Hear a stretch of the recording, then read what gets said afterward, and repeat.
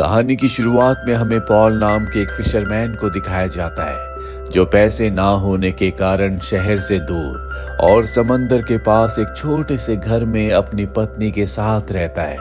हालांकि पॉल के पास पैसे नहीं है, लेकिन वो अपनी पत्नी के साथ रहकर बहुत खुश है क्योंकि वो अपनी पत्नी से बहुत प्यार करता है।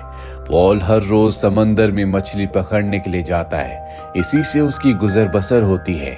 एक दिन जब पॉल समंदर के किनारे मछली पकड़ता है तो ये मछली बहुत अजीब होती है।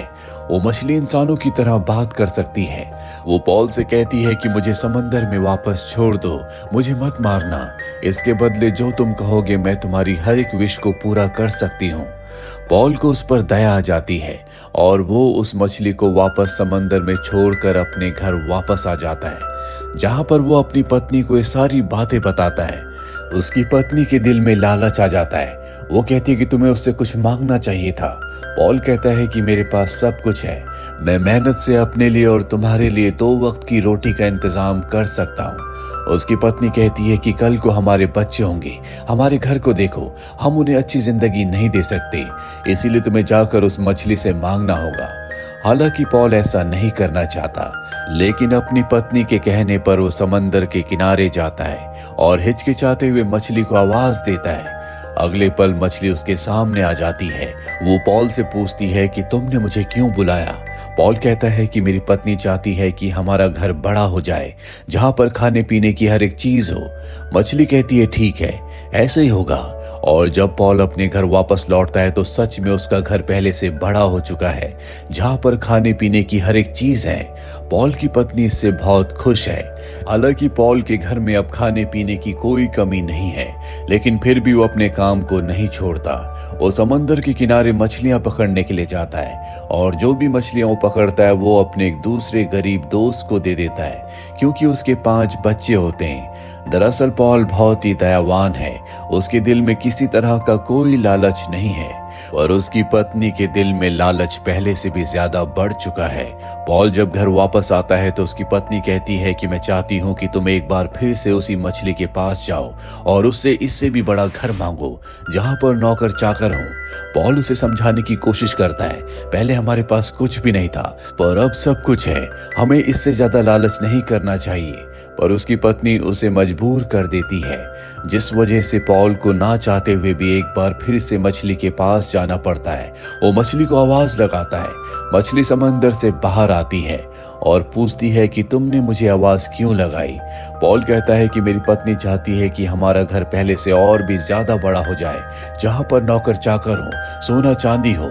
मछली कहती है ठीक है, ऐसा ही होगा। और जब पॉल वापस लौटता है तो देखता है कि उसका घर सच में बहुत बड़ा हो चुका है, जिससे उसकी पत्नी बहुत खुश है।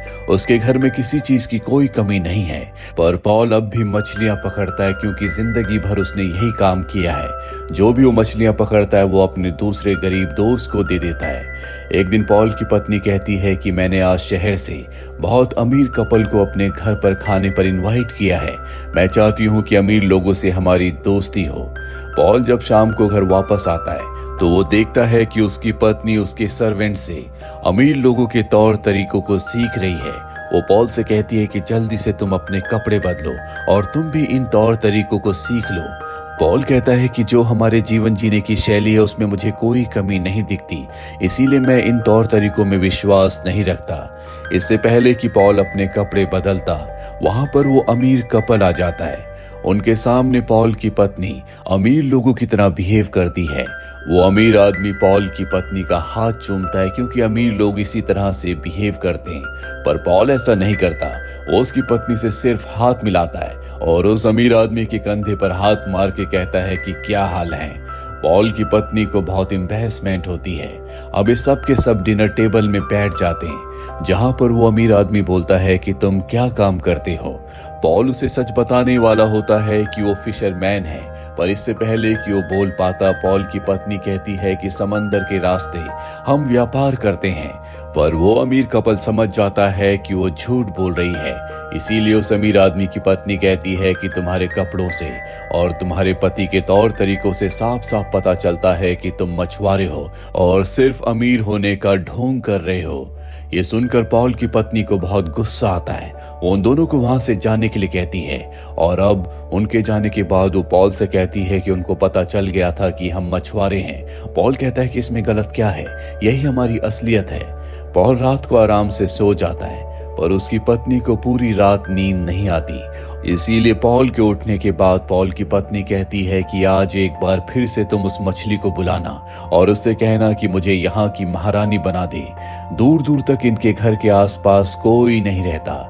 हालांकि पॉल ऐसा नहीं करना चाहता, लेकिन उसकी पत्नी उसे मजबूर कर देती है और अब पॉल ना चाहते हुए भी एक बार फिर से मछली को समंदर के किनारे जाकर आवाज लगाता है। मछली बाहर आ जाती है और पॉल से पूछती है, तुमने मुझे क्यों बुलाया? पॉल कहता है कि मेरी पत्नी चाहती है कि हमारा एक बहुत बड़ा महल हो जहां की वो रानी बन जाए। मछली कहती है ठीक है, ऐसे ही होगा। और अब वो हर रोज की तरह समंदर से मछलियां पकड़कर अपने दोस्त के घर जाता है जिसे वो हर रोज मछलियां देता है। पर आज उसका दोस्त मछलियां लेने से मना कर देता है। वो कहता है कि तुमने मेरी बहुत मदद की है पर अब मैं तुमसे फ्री में मछलियां नहीं ले सकता। पॉल उन मछलियों को लेकर अपने घर वापस आ जाता है जहां पर अब एक बहुत बड़ा महल है, जहां की रानी उसकी पत्नी है जिसके नौकर चाकर है, सलाहकार है। वो पॉल को नहीं जानते, इसीलिए पॉल को पकड़कर वो उसी की पत्नी यानी कि अपनी रानी के पास ले जाते हैं जो अब पहले से पूरी तरह से बदल चुकी है। उसके अंदर घमंड आ चुका है, लेकिन पॉल आज भी अपनी पत्नी से बहुत प्यार करता है। उसकी पत्नी कहती है कि मेरे सलाहकारों ने मुझे सलाह दी है कि हमें अपने राज्य को फैलाना होगा, मुझे पूरी दुनिया का सम्राट बनना है। इसीलिए तुम उस मछली के पास दोबारा जाओ और उससे कहो कि मुझे पूरी दुनिया का सम्राट बना दे। पॉल उसे समझाने की कोशिश करता है कि तुम्हें अपने लालच पर काबू पाना होगा। पहले हमारे पास कुछ भी नहीं था, लेकिन अब हमारे पास सब कुछ है। लेकिन उसकी पत्नी उसकी एक बात नहीं सुनती और गुस्से में उसकी मछलियों से भरी बाल्टी को लात मारकर गिरा देती है। पॉल बहुत निराश हो जाता है। वो एक बार फिर से समंदर के किनारे जाता है और मछली को आवाज लगाता है। मछली समंदर से बाहर आती और पॉल से पूछती है कि अब तुम्हें क्या चाहिए। पॉल कहता है कि मुझे तो कुछ नहीं चाहिए, लेकिन मेरी पत्नी चाहती है कि वो बहुत बड़ी सम्राट बन जाए, उसका महल पहले से भी बड़ा हो जाए। मछली कहती है कि ऐसा ही होगा और सच में ऐसा ही हो जाता है। उसकी पत्नी अब इस दुनिया की सबसे बड़ी सम्राट है। उसके बहुत सारे सलाहकार हैं जिनसे वो कहती है कि अब मैं इस दुनिया में सबसे शक्तिशाली हूँ। वहां पर एक प्रीस्ट बैठा होता है जो कहता है कि इस दुनिया में सबसे शक्तिशाली हमारे धर्मगुरु होते हैं जिनकी बात बड़े बड़े राजा भी मानते हैं। ये सुनकर उसे बहुत गुस्सा आता है। वो अपने पति पॉल को ढूंढ रही होती है, लेकिन पॉल घर वापस नहीं आता। दरअसल वो समंदर के किनारे ही सो गया होता है। इसीलिए वो अपने एक सिपाही को भेजती है जो पॉल को पकड़कर उसके सामने लाता है और अब वो पॉल से कहती है कि तुम उस मछली के पास दोबारा जाओ और उससे कहो कि मुझे ईसाइयों का सबसे बड़ा धर्मगुरु बना दे ताकि मेरी हर कोई बात माने, बड़े बड़े राजा भी मुझसे सलाह लें। पॉल उसे समझाने की कोशिश करता है कि अब तुम्हारे पास सब कुछ है, तुम्हें अपने लालच को और नहीं बढ़ाना चाहिए, लेकिन वो उसकी एक बात नहीं सुनती और कहती है कि मैं सबसे बड़ी सम्राट हूँ, तुम्हें मेरे आदेश का पालन करना होगा। और अब पॉल एक बार फिर से समंदर के किनारे जाता है जहां पर वो उसी मछली को आवाज लगाता है और मछली से कहता है कि मेरी पत्नी चाहती है कि वो ईसाइयों की सबसे बड़ी धर्मगुरु बन जाए, उसका जो महल है वो इस दुनिया का सबसे बड़ा चर्च बन जाए। मछली कहती है कि ठीक है, ऐसा ही होगा। और जब वो अपने घर वापस आता है तो सच में वहां पर एक बहुत बड़ा चर्च बन चुका है जहां पर बहुत सारे फरियादी होते हैं। पॉल भी उनके बीच में बैठ जाता है। जल्दी वहां पर उसकी पत्नी आ जाती है जो कि अब ईसाइयों की सबसे बड़ी धर्मगुरु है। सब उसकी बहुत रिस्पेक्ट करते हैं। जितने भी फरियादी होते हैं अपनी अपनी फरियाद करते हैं और तभी पॉल खड़ा हो जाता है। वो कहता है कि गॉड हमारी फरियादों को कब सुनेगा। उसकी पत्नी उसे देखकर चौंक जाती है और कहती है कि मैं गॉड से प्रार्थना करूंगी, जल्दी वो तुम सबकी फरियादों को पूरा करेगा। वो कहता है कि अगर तुम्हें गॉड से प्रार्थना करनी है तो हम खुद ही गॉड से डायरेक्ट क्यों ना प्रार्थना कर लें। ये सुनकर वो हैरान हो जाती है। और अब रात को जब पॉल अपनी पत्नी के पास जाता है तो बहुत उदास होती है। वो उससे नाराज भी है। वो उसके पास जाना चाहता है पर वो कहती है कि तुम मुझसे दूर रहो, मैं इस दुनिया की सबसे बड़ी धर्मगुरु हूँ, इसीलिए तुम्हें कुछ चीजों का पालन करना होगा। अगली सुबह जब उसकी पत्नी उठती है तो वो सूरज को निकलते हुए देखती है और अब वो पॉल से कहती है कि मैं चाहती हूँ कि तुम एक बार फिर से उसी मछली के पास जाओ और उससे कहो कि सूरज, चांद, तारों पर, इस दुनिया की हर एक चीज पर, यहाँ तक कि हेवन पर भी मेरा पूरा कंट्रोल हो। मैं गॉड की तरह शक्तिशाली बन जाऊं ताकि मैं हर एक इंसान की दुआओं को खुद पूरा कर सकूं। हालांकि पॉल उसे बहुत समझाने की कोशिश करता है, लेकिन वो उसकी कोई बात नहीं सुनना चाहती। वो अपना आपा खो देती है। मजबूरी में पॉल को एक बार फिर से समंदर के किनारे मछली को आवाज लगानी पड़ती है। मछली समंदर से बाहर आती है और पूछती है कि अब तुम्हारी पत्नी को क्या चाहिए।